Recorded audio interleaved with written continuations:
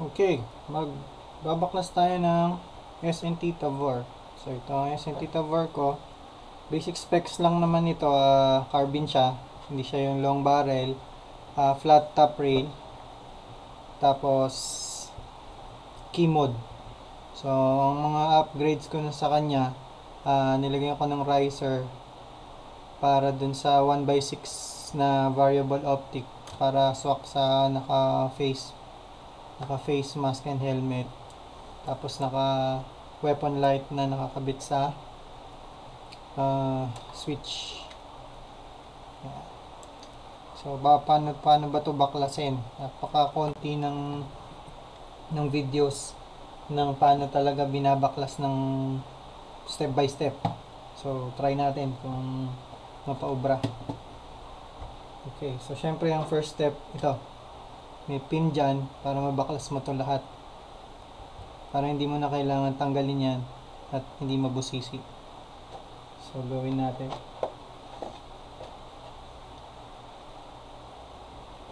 Okay. So tulak mo lang yan.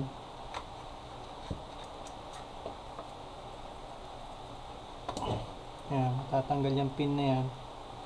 Okay. And then, nga pala dito, dati ano yan hex key.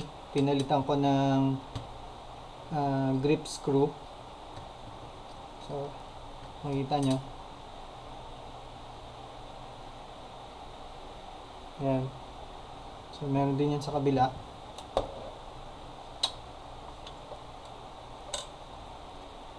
Ito.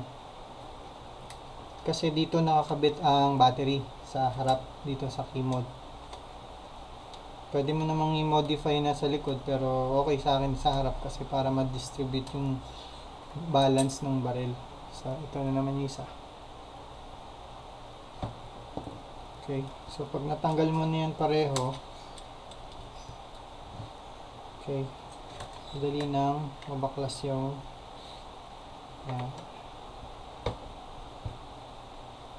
so ito tatabi mo na, hindi mo na kailangan, lalo na kung ang aim mo ay buksan yung gearbox.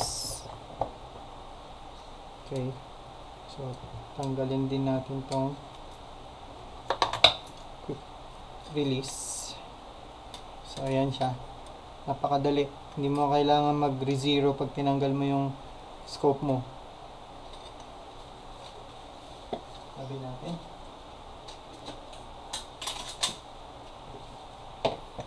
Okay, so ito na yung tsura ng nabaklas.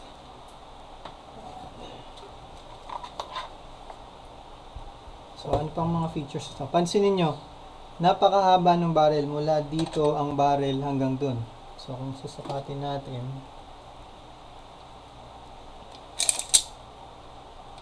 16 inches o 17 pa nga. Sabihin na lang natin 16 inches. So 16 inches, yan yung mga M16 DMR. So kumbaga meron ka ng DMR barrel sa ang CQB na M4. So compare lang natin.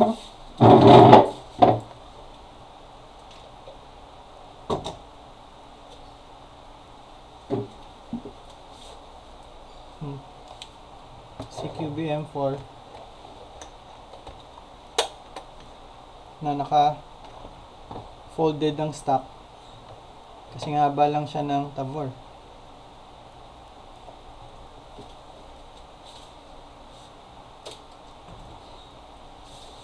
So okay, tuloy tayo sa pagbaklas. Okay, next ay tinatanggal ko to. Ito ay kumbaga minod ko lang na makita ko sa mga talagang legit na IWI, mga Israeli na defense forces. Gumagamit sila ng tali para mas maganda yung kapit tsaka tahimik. Okay.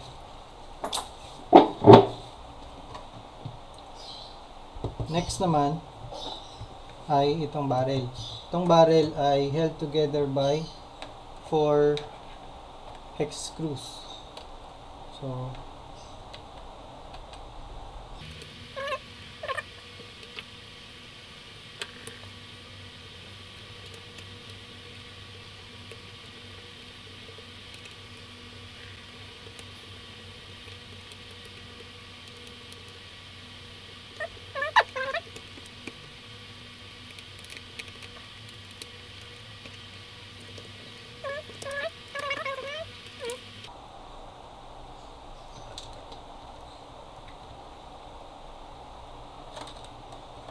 Okay. Ito na yung upper part.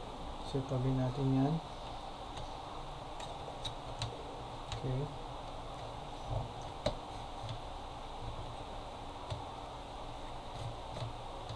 Hindi pala naman yung traffic plate. Okay.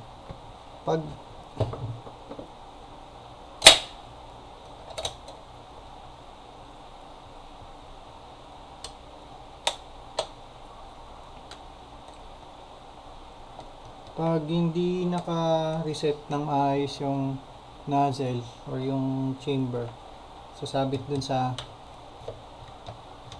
barrel. Pero pag naka-reset siya, normally madali lang matanggal niya. So tuloy tayo, pause muna natin yan. Tanggalin natin yung gearbox. So yung gearbox, held together lang nito at itong dalawa, tsaka yung may screw dito sa ilalim, dalawa, ayan, tsaka yun. So napakadali lang yung tanggalin. Muna bubuksan mo to.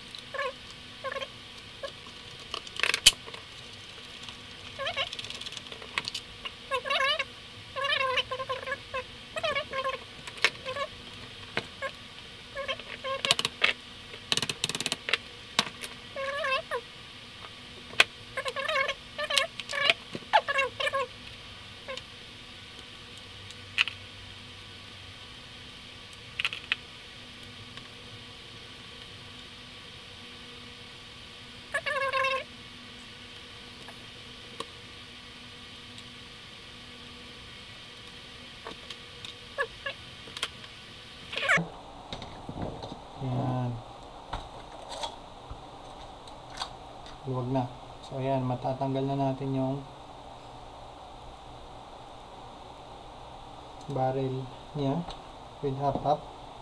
Now, anong special to? Yung hop-up unit niya pang M4, pero medyo exclusive siya kasi itong hop-up and inner barrel nakakabit ng pin dito sa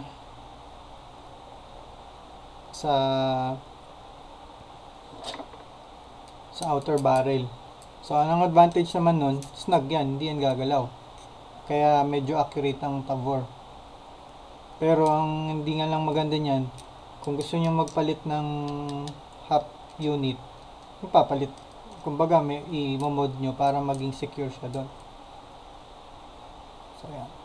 So hindi siya yung rotary style, hindi siya ayan. Pero hindi naman talaga din yung problema kasi may mga mod naman para ma-maintain yung luwag nito, yung sikip nito eh.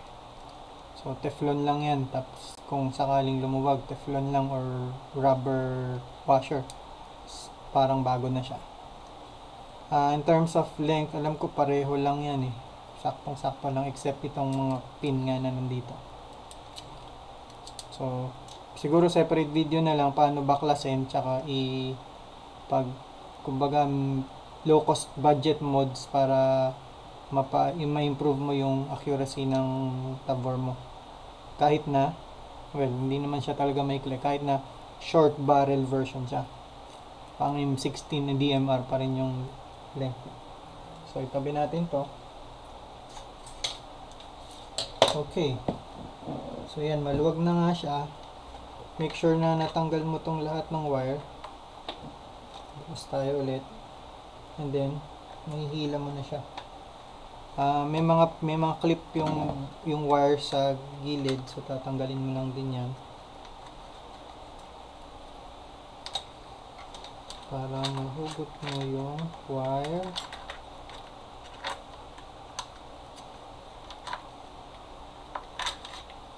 Okay. So, sabihin ng mga tao, mahaba ang wire. Well, ang maganda nga dito, kung gusto mo siyang gawing machine gun, tanggalin mo ganyan, kabit mo sa pinakamalaking battery na makukuha mo, hindi ka na maubusan ng bala. Tsaka yung sinasabi nilang mahihina ang FPS, negligible pa rin naman yan, kumbaga hindi naman yan kilometro So, tatanggal mo siya from here.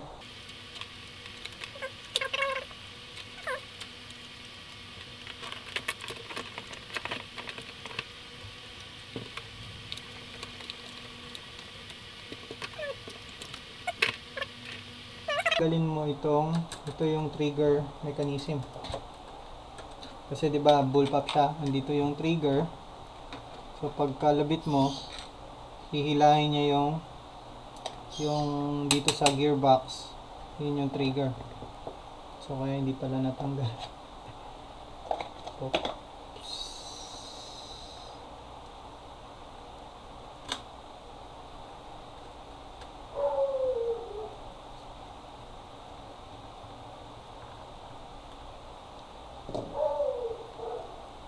Tapos, tatanggalin mo din tong dalawa na to.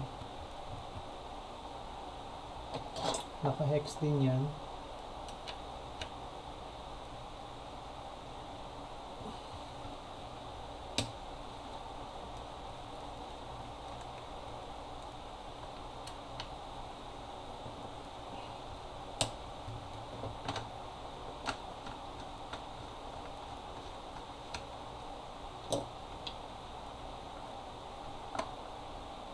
Okay.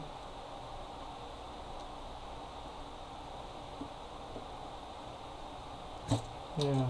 So pag natanggal na yun, tanggal na siya dito, mahuhugot na yan ito lahat. Okay.